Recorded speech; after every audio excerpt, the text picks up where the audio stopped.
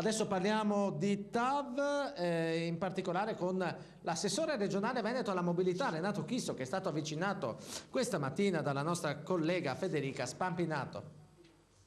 Renato Chisso, assessore regionale alle infrastrutture. Parliamo di TAV. Qual è lo stato dell'arte sull'alta capacità nel Veneto orientale? Abbiamo perso il treno?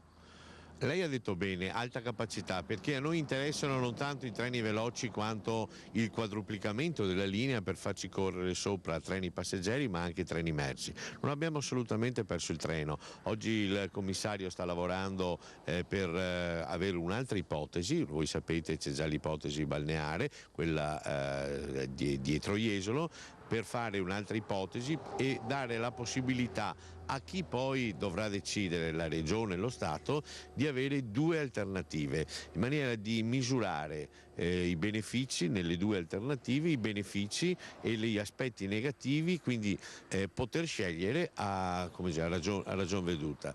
Nel frattempo che si fa questo, noi stiamo lavorando su un'altra piccola parte che riguarda il collegamento tra la linea storica, quella verso Trieste, e la Pontebana ferroviaria, che qui si possono collegare da Portogruaro a Casarsa per l'altro itinerario fino a Vienna.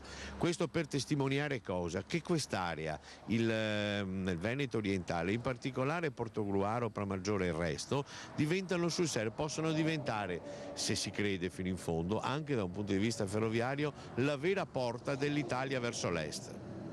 I comuni hanno chiesto l'incontro partecipativo. Quando è il vertice con il commissario Mainardi?